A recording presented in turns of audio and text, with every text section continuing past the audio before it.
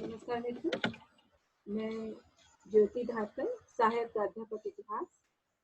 आज हम बीए अंतिम वर्ष के एक अध्याय जो भारतीय इतिहास का एक बहुत ही गौरवपूर्ण अध्याय है, 1857 की क्रांति के संदर्भ में चर्चा करेंगे। मित्रों, भारत में ईस्ट इंडिया कंपनी का इतिहास निरंतर साम्राज्य विस्तार और कभी न खत्म होने वाली धन पिपासा का इतिहास है। जैसे जैसे समय चक्र आगे बढ़ा, भारत के प्रत्येक क्षेत्र को गुलाम बनाने की महत्वाकांक्षा ने, उनकी क्रूर और अन्यायकारी नीतियों ने भारतीयों के मन में ब्रिटिश शासन के प्रति घोर असंतोष को जन्म दिया। इसी असंतोष की अभिव्यक्ति हम 1816 के बरेली विद्रोह, 1831 से 33 तक चलने वाले कोल विद्रोह, कांगड़ा विद्रोह जो 1848 में हुआ था, और 1855-56 के संथाल, और ऐसे ही अनेक विद्रोह हमें दिखाई देते हैं। 1857 तक आते आते सामान्य जनता के साथ साथ जमींदारों, भारतीय नरेशों, यहाँ तक कि सैनिकों के मन में भी, ईस्ट इंडिया कंपनी में काम करने वाले सैनिकों के मन में भी ब्रिटिश शासन के प्रति प्रतिरोध की भावना, आक्रोश की भावना बढ़ती जा रही। और इसी आक्रोश की सामूहिक प्रस्फुटन हमें 1857 की क्रांति के रूप में दिखाई देता है। अतः यह अत्यंत स्वाभाविक है कि 1857 का महान विद्रोह केवल चर्बी वाले कारतूसों के प्रति भारतीय सैनिकों के आक्रोश का परिणाम नहीं था, वरन इसकी पृष्ठभूमि में जीवन के सभी पक्ष उत्तरदायी। हम राजनीतिक जीवन की चर्चा करें, सामाजिक, आर्थिक, धार्मिक जीवन के प्रत्येक पक्ष में हमें अंग्रेजों की रीति नीतियों के प्रति, उनके बनाए गए कानूनों के प्रति, उनके व्यवहार के प्रति आक्रोश दिखाई देता है। तो आइए हम देखते हैं कि 1857 की क्रांति की महत्वपूर्ण कारण कौन कौन से थे। इसमें सबसे पहले हम चर्चा करते हैं राजनीतिक कारणों। अंग्रेजों की साम्राज्यवादी नीति से भारतीय नरेशों को के मन में यह भय उत्पन्न हो गया था कि अंग्रेज धीरे धीरे करके उनके सभी के राज्यों को हड़प लेंगे। कुछ अंग्रेज पदाधिकारियों के विचार और नीतियों ने इस भय को और अधिक बढ़ा दिया। जैसे सर चार्ल्स नेपियर ने लिखा था, यदि मैं 12 वर्ष के लिए भारत का बादशाह हो जाऊंगा तो भारत में एक भी भारतीय नरेश शेष नहीं रहेगा, निजाम का कोई नाम नहीं सुनेगा और नेपाल भी हमारा हो। तो अंग्रेजों, चार्ल्स नेपियर जैसे अंग्रेज इतिहासकारों, विद्वानों और साम्राज्य प्रशासकों के इस तरह के बयानों ने भारतीय जनता नरेशों के मन में बहुत ज्यादा चिंता उपस्थित कर दी। उन्हें डर लगने लगा था कि उनके राज्य अब उनके पास नहीं रहेंगे, बल्कि वो अंग्रेजी साम्राज्य का हिस्सा बन जाएंगे। डलहौजी जी की हड़प नीति से आप परिचित हैं कि किस तरह से उसने गोद न लेने के सिद्धांत के जरिए अनेक भारतीय रियासतों और भारतीय राज्यों पर अपना कब्जा काबिज कर लिया। शोलापुर, नागपुर, सतारा, इंदौर, रीवा, भरूच, ऐसे अनेक उदाहरण आपके सबके सामने हैं। इसके अलावा अब्दल से राजाओं और जमींदारों के प्रति भी जो अंग्रेजों की नीति थी, उससे भारतीय जनता बहुत असंतुष्ट थी। जैसे पंजाब, झांसी, अवध, भोसले आदि राजाओं के राज्य समाप्त कर दिए गए, राज्य परिवार के सदस्य उनकी पेंशन समाप्त की गई, राज्य परिवार के सदस्यों का अपमान किया गया। और सबसे महत्वपूर्ण बात थी कि इतने जो सम्मानित परिवार थे वो धीरे धीरे रास्ते पर आ गए, उन्हें बहुत अधिक आर्थिक और असुविधाओं का सामना करना पड़ा। भारतीय प्रजा जिनका सम्मान करते आई थी, जिनके प्रति उनकी स्वामी भक्ति थी, उन्हीं राज परिवारों को इतनी अधिक दीनहीन अवस्था में देखकर भारतीय जनता के मन में भी अंग्रेजों के प्रति अत्यधिक अविश्वास के भाव उत्पन्न हो गए। भारतीय प्रजा इसलिए भी अंग्रेजों से असंतुष्ट थी कि उनको हमेशा भारतीय जनता को ये आदत थी कि वे अपने राजाओं से, अपने देशी नरेशों से, अपने सम्राटों से, उनके बीच में कोई दुविधा नहीं थी, उनके बीच में कोई गैप नहीं था। वे अपने राजाओं से मिल सकती थी, अपनी शिकायतें कर सकती थी। लेकिन यहाँ पर हम देखते हैं कि इसके प्राचीन काल के भारतीय हिंदू और भारतीय शासकों के पश्चात हम ये देखते हैं कि मध्यकाल में भी जब अफगानों की सत्ता रही, मुगलों की सत्ता रही, तभी अनुपस्थित राज सत्ता का सिद्धांत काम नहीं कर रहा था। राज सत्ता प्रत्यक्ष रूप से जनता के समक्ष मौजूद थी, लेकिन भारतीयों और अंग्रेजों के बीच हजारों मील की दूरी, उन्हें ऐसा लगता था कि कभी भी अंग्रेजों के प्रति भारतीयों के मन में उन्हें अपना राजा स्वीकार करना, उनके प्रति भक्ति करना का की जो भावना थी उनके मन में घर कर ही नहीं पाई, क्योंकि दोनों के बीच एक अदृश्य दीवार थी जो कभी भी पार्टी नहीं जा सकी। इसके अलावा एक और महत्वपूर्ण बात जो हमारे सामने आती है कि अंग्रेजों ने भारत में स्थापित शांति के सिद्धांत पर काम करना शुरू किया। उन्होंने ये प्रचार करना शुरू किया कि जो जिस शांति को लेकर, जिस स्थायित्व को लेकर वो भारत में आए हैं, वो उसके चलते जो पिंडारी हैं, ठग हैं, जो भारत में नियमित सैनिक थे, जो भारतीय रियासतों की सेनाओं के अंग हुआ करते थे, जब राजा रजवाड़े समाप्त हो गए तो ये तत्व भी, ये सैनिक भी बेरोजगार हो गए। तो जब विद्रोह आरंभ हुआ तब इस इन सभी वर्गों ने विद्रोहियों का साथ दिया, उन्होंने क्रांतिकारियों का साथ दिया, क्योंकि वो किसी भी रूप में अंग्रेजों के द्वारा बनाई हुई व्यवस्था को और अंग्रेजी प्रशासन को नष्ट करना चाहते थे। इसके अलावा एक और बहुत महत्वपूर्ण कारण था, वो था भारतीय मुसलमानों में असंतोष। बहादुर शाह जफर के साथ जो दुर्व्यवहार अंग्रेजों ने किया, जिस तरह से उसे सत्ता से अलग कर दिया, उससे तो निश्चित रूप से भारतीय मुसलमानों में अंग्रेजों के प्रति अत्यधिक असंतोष का भाव था। लॉर्ड कैनिंग ने तो यह निश्चित कर दिया था कि बहादुर शाह की मृत्यु के पश्चात मुगल बादशाह का पद समाप्त हो जाएगा और उससे उसका महल भी छीन लिया जाएगा। भारतीय मुसलमान जो तैमूर वंश के अंतिम शासक बहादुर शाह के सम्मान और समृद्धि को अपने सम्मान और समृद्धि समझते थे, उनके मन में अंग्रेजों के प्रति इस निर्णय से बहुत गुस्सा आया और इस तरह से बहादुर शाह और उनके वंशजों के प्रति अंग्रेजों का जो व्यवहार था वो भारतीय मुसलमानों के असंतोष का एक बहुत बड़ा कारण बना। और जब क्रांति प्रारंभ हुई तब सभी ने क्रांतिकारियों का साथ दिया। आइए आप देखते हैं कि भारत में 1857 की क्रांति के पीछे प्रशासनिक कारणों का कौन कौन से थे। प्रशासनिक कारणों में सबसे महत्वपूर्ण भूमिका थी उस नवीन प्रशासनिक व्यवस्था की, जिसे शासन पद्धति की, जिससे भारतीय पूरी तरह से असंतुष्ट। सत्य तो यह है कि इस नवीन शासन पद्धति को समझना ही भारतीयों के लिए बहुत कठिन था। जिस शासन की पद्धति को सदियों से देखते आ रहे थे, राजाओं और रजवाड़ों की उस पद्धति को अंग्रेजों ने नष्ट कर दिया। इसीलिए इस नवीन शासन पद्धति के प्रति लोगों में अत्यधिक आशंका थी।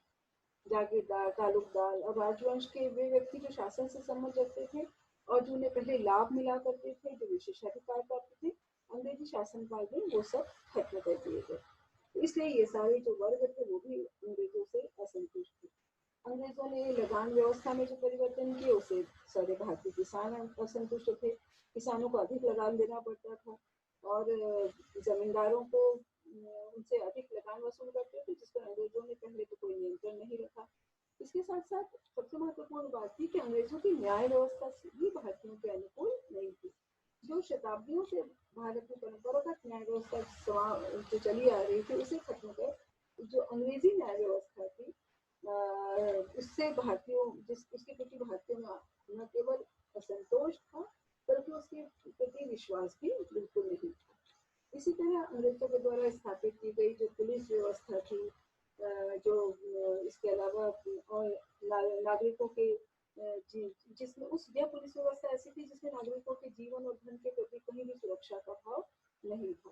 इसीलिए अंग्रेजों के शासन के प्रति उसकी प्रशासनिक व्यवस्था को लेकर भारतीयों में हमेशा रोष बना रहा। इसके अलावा यहाँ पर हम देखते हैं कि अंग्रेजों द्वारा व्यक्तिगत शासन का पूर्णतः अभाव था। भारतीय लोग अंग्रेज अधिकारियों से नहीं मिल सकते थे। अंग्रेज शासन एक मशीन की तरह काम कर रहा था जिसमें व्यक्ति का विशेष का कोई महत्व नहीं था। यही कारण था कि ये जो शासन था वो भारतीयों के भावनाओं के अनुकूल नहीं था। फारसी के स्थान पर अंग्रेजी भाषा को शासन की भाषा बना दिया गया था, न्यायालय की भाषा बना दिया गया था, जिसे भारतीय समझ नहीं सकते थे। उच्च प्रशासनिक पदों पर भारतीयों की नियुक्ति पूर्णतः समाप्त कर दी गई थी। इन तमाम कारणों के कारण सभी वर्ग के भारतीयों के मन में अंग्रेजी व्यवस्था को लेकर अत्यधिक नाराजगी थी, गुस्सा था। और वो धीरे धीरे हम देखते हैं कि जब 1857 की क्रांति आरंभ हुई तो इन तमाम वर्गों ने विद्रोहियों का साथ दिया था। 1857 की क्रांति का एक और महत्वपूर्ण कारण है, वह है आर्थिक कारण। अर्थव्यवस्था निश्चित ही प्रत्येक बड़ी घटना के पीछे एक आधारभूत कारण का काम करती है। तो हम देखते हैं कि 1857 की क्रांति के लिए जो बहुत महत्वपूर्ण कारण है, उनमें से आर्थिक कारण एक है। जैसा आप जानते ही हैं कि भारत में अंग्रेजी शासन का मूल आधार ही आर्थिक शोषण रहा है। वैसे भी ईस्ट इंडिया कंपनी एक व्यापारिक कंपनी थी, तो उससे ज्यादा आशा की भी नहीं जा सकती थी। अंग्रेजों के शासन का प्रारंभ सर्वप्रथम बंगाल से हुआ, और यह ऐतिहासिक तथ्य है कि 18वीं शताब्दी तक बंगाल की जनसंख्या एक तिहाई रह गई थी, और जो सूबे की एक तिहाई भूमि थी वो जंगलों में परिणित हो गई थी। और यही स्थिति धीरे धीरे समूचे भारतवर्ष की। कंपनी ने जो आर्थिक शोषण किया, उसके चलते भारत जो केवल कृषि प्रधान देश तो था ही, इसके साथ साथ उसके जो विकसित उद्योग धंधे थे, जो बहुत उन्नत और प्रगतिशील अवस्था में थे, वो भी इस इंडिया कंपनी के आने के बाद से धीरे धीरे परंपरागत उद्योग धंधों का भी खात्मा होता चला गया था। आप जानते हैं कि इंग्लैंड में औद्योगिक क्रांति हुई। औद्योगिक क्रांति के कारण वहाँ पर मशीनों का उपयोग, बड़ी बड़ी फैक्ट्री और कारखानों की स्थापना हुई। इससे इंग्लैंड से जो सामान आता था भारत में, उसका बाजार बढ़ता चला गया, और भारत के जो हाथों से बनने वाले कपड़े थे, जो दूसरी चीजें थी, उसका जो बाजार था पूरी तरह से समाप्त होता चला गया। इतना ही नहीं, 1813 से ही इंग्लैंड ने मुक्त व्यापार की नीति अपनाई। उससे भारत से आने वाली वस्तुओं पर बहुत ज्यादा कर लगा दिया, जिससे भारत का बाजार, भारत का के सामान की मांग विदेशों में पूर्णतः खत्म होती चली गई।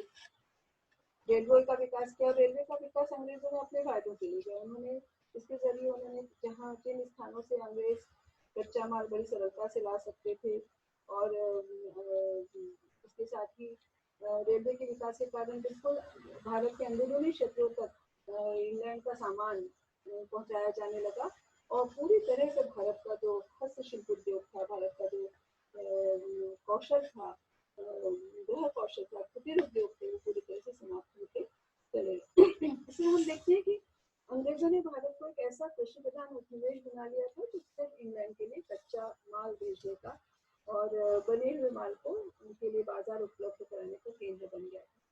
कृषि का पतन के पीछे जमींदारों का शोषण भी एक महत्वपूर्ण कारण था। इसके अलावा हम लोग देखते हैं कि भारतीय वस्तु उद्योग का पतन अंग्रेजों ने जानबूझकर, उन्होंने भारत से आने वाले जो मलमल का जो कपड़ा था, या जो सूती कपड़ा था, उस पर क्रमशः 27% 31% कर लगाना आरंभ कर दिया।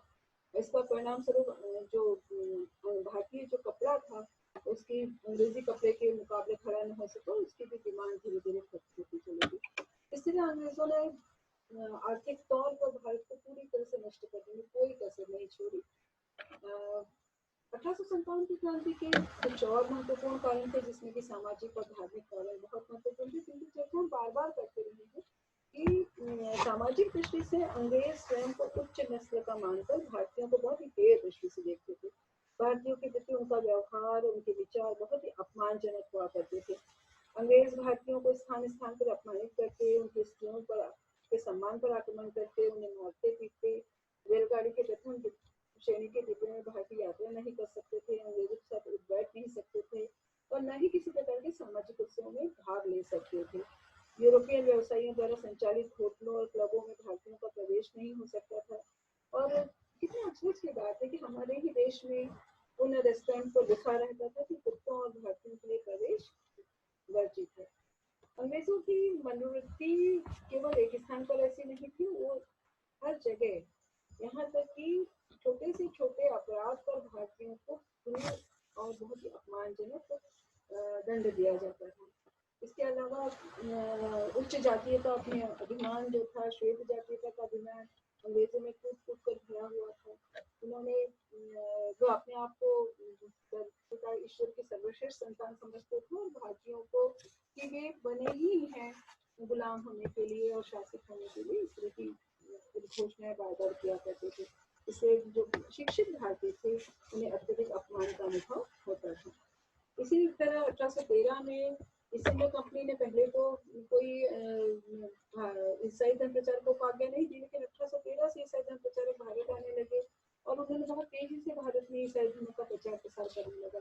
जो धर्मनिष्ठ भारतीय थे उन्हें ईसाई धर्म के प्रचार प्रसार से अपना धर्म के खत्म होने का भय अनुभव होने लगा। सबसे महत्वपूर्ण बात है कि ईसाई धर्म प्रचारकों ने न केवल उन्मुक्त रूप से धर्म प्रचार करना शुरू किया, बल्कि शिक्षालयों और अस्पतालों के माध्यम से भी वो लोगों को, भारतीयों को ईसाई धर्म में दीक्षित करने का प्रयत्न करने लगे। ईसाई धर्म में आने के लिए सरकारी नौकरी का उन्हें लालच दिया जाता था, उन्हें और अनेक तरीकों से उन्हें ईसाई धर्म में आने के लिए प्रेरित किया जाता था। बाइबिल को सर्वश्रेष्ठ धर्म ग्रंथ बताया जाता था और बाकी सभी धर्मों को बहुत ही नीचा छोटा बताया जाता था। तो केवल पद धन और सम्मान का लालच देकर ही ईसाई बनाने के लिए लोगों ने प्रेरित नहीं किया, बल्कि भारतीय धर्मों के प्रति या जो भारतीय प्रचलित धर्म थे सभी धर्मों को बहुत ही अपमानित करने की योजना भी इस समय ईसाई धर्म प्रचारकों द्वारा बनवाई गई। इसी तरह जो भारतीय समाज में जो स्कूलों में जब बच्चे बैठते थे तो उन्हें भी बिना जाति और धर्म और पंथ के अंतर के बिना उनके बैठने की व्यवस्था की जाती, उनके शिक्षण की व्यवस्था की जाती। तो इसी धीरे धीरे भारतीयों के मन में अपने धर्म को होने का जो डर था वो सदैव बना रहता था। 1854 में ईस्ट इंडिया कंपनी के द्वारा एक पैतृक संपत्ति संबंधी अधिनियम बनाया गया, जिसका अर्थ यह था कि यदि कोई हिंदू या मुसलमान भारत ईसाई बन जाता है तो वो अपने पिता की संपत्ति से उसे वंचित नहीं होना पड़ेगा। तो ये जो सारे नियम कानून और व्यवस्थाएं थी वो सामाजिक और धार्मिक दृष्टि से भी केवल ईसाई धर्म के पक्ष में थी, अंग्रेजों के पक्ष में थी। इससे भारतीयों के, शिक्षित भारतीयों के मन में और तमाम भारतीयों के मन में न केवल अपने धर्म को बचाने की भावना जागृत हुई, बल्कि उनके मन में लगातार होने वाले सामाजिक अपमान ने भी उन्हें आंदोलित किया और उन्हें अंग्रेजों के विरुद्ध खड़ा होने के लिए प्रेरित किया। 1857 की क्रांति का एक और महत्वपूर्ण कारण है सैनिक। निश्चित रूप से सेना ने ही ये सैनिक ही थे जिन्होंने 1857 की क्रांति का आरंभ किया था। तमाम प्रयत्नों की तरह ही, तमाम क्षेत्रों की तरह ही सेना में भी जातीयता के नियमों का उल्लंघन किया जाता था। सेना में पहले जो भारत में जो सेनाएं थी वो अपनी जातीयता के आधार पर बनती थी, लेकिन अब अंग्रेजों ने इसका पूरी तरह से विरोध किया। इसके साथ ही सभी जाति के लोगों को, सभी धर्म के लोगों को एक ही बैरक में रखा जाता था। एक से खाने की व्यवस्था, हर तरह की जो व्यवस्था थी वो एक ही धरातल पर होती थी। इससे सैनिक लोगों को अपने धर्मभ्रष्ट होने का भय होने लगा। जो भारतीय सैनिक होते थे उनकी तनख्वाहें कम होती थी, वेतन और भत्ते कम होते थे, और उसी कैटेगरी में काम करने वाले यूरोपीय सैनिकों के वेतन भत्ते बहुत ऊंचे होते थे। भारतीयों को जानबूझकर विदेश यात्रा उनके लिए अनिवार्य की गई, समुद्री यात्रा को उनके लिए अनिवार्य किया गया, जबकि भारतीयों में ये धारणा थी कि जो व्यक्ति समुद्र यात्रा करेगा या जो विदेश यात्रा करेगा वो धर्मभ्रष्ट हो जाएगा, वो जाति से बाहर हो जाएगा। तो अंग्रेजों ने जानबूझकर भारतीयों को प्रेरित किया और उनकी नीतियों ने भारतीयों को आक्रोशित किया। जब सेनाएं युद्ध के लिए तैयार होती थी तो भारतीय और यूरोपीय सैनिकों के अनुपात में अंतर होता था। युद्ध लड़ने वाले अधिकतर सैनिक भारतीय ही होते थे और यूरोपीय जो सैनिक होते थे या तो वो सेना के पिछले हिस्से में रखे जाते थे जिन्हें युद्ध न करना पड़े, या फिर उन्हें सैनिक अधिकारियों के लिए, सैनिक अधिकारियों की भांति केवल निरीक्षण वगैरह के ही कार्य सौंपे जाते थे। तो भारतीय सैनिकों की उन्हें धीरे धीरे ये भावना आने लगी कि केवल युद्ध के फ्रंट पर जहाँ जहाँ मरने मारने की बात आती है वहाँ भारतीय सैनिकों का ही उपयोग किया जाता है। तो इस तरह से सेना के सैनिकों में भी सभी सदस्यों के मन में अंग्रेजी शासन के प्रति, ईस्ट इंडिया कंपनी के नियमों के प्रति अत्यधिक आक्रोश की भावना व्यक्त थी, और वो धीरे धीरे इसी क्रांति के जरिए हमारे सामने अभिव्यक्ति की दिखाई देती है। जितने भी हमने जिन कारणों की चर्चा की वे सारे 1857 की क्रांति के लिए उत्तरदायी थे, लेकिन यदि चर्बी वाले कारतूसों की घटना नहीं होती तो निश्चित रूप से यह 1857 की क्रांति निश्चित समय पर घटित नहीं होती। सबसे महत्वपूर्ण बात है कि उस समय ये कहा जाता है कि जो तात्कालिक कारण है, उसके संदर्भ में हम आपसे कहना चाहेंगे कि वस्तुतः इस उद्योग का आरंभ बंदूक की वजह से हुआ था। सिपाहियों को 1853 एनफील्ड बंदूक दी गई थी जो कि 0.577 कैलिबर की बंदूक थी और कई दशकों से उपयोग में लाई जा रही थी। ब्राउन बेस जैसे राइफलों के मुकाबले बहुत शक्तिशाली और अचूक थी। नई बंदूक में गोली दागने की आधुनिक प्रणाली जिसे इन्फेक्शन कैप जिसे कहा जाता है उसका उपयोग किया जाता था। लेकिन बंदूक में जो गोली भरने की प्रक्रिया थी वो पुरानी ही थी। इसके लिए नई एंटी बंदूक में भी कारतूस को दांतों से काटकर खोलना पड़ता था और फिर उसे भरे हुए बारूद को बंदूक की नली में भरकर कारतूस को डालना पड़ता था। जो कारतूस का बाहरी आवरण था उसके बारे में कहा एक आवरण पर एक चर्बी की परत होती थी। कहा जाता था कि पानी की सीलन से बचाने के लिए उसे बनाया गया था।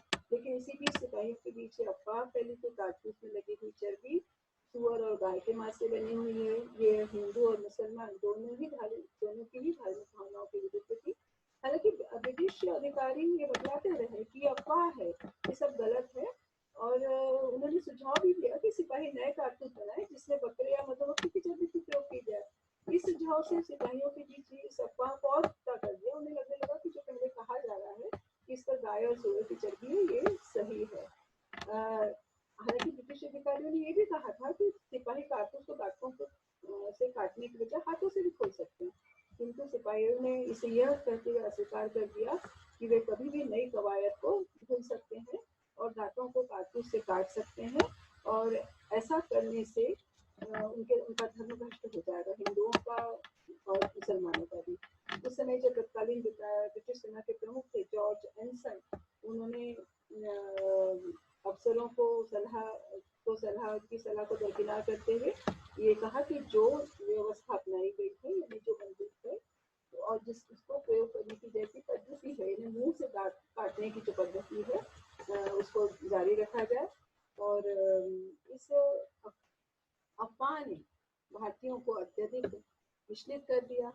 जो धर्म भ्रष्ट होने का भय था, जो धर्म उनके लिए मनोप्राण हुआ करता था, वो जीवन का प्राण सत्य था, उसे वो उसे वो त्यागने के लिए तैयार नहीं थे। इसी समय गांव-गांव में कमल और चपातियों का वितरण किया जाने लगा। कमल और चपाती के वितरण का अर्थ था कि अब क्रांति का समय आ गया है। तो तत्कालीन कारण के साथ-साथ उपरोक्त हमने जिन कारणों की चर्चा की, उनके सामूहिक प्रभाव से 1857 की निर्णायक क्रांति का जन्म।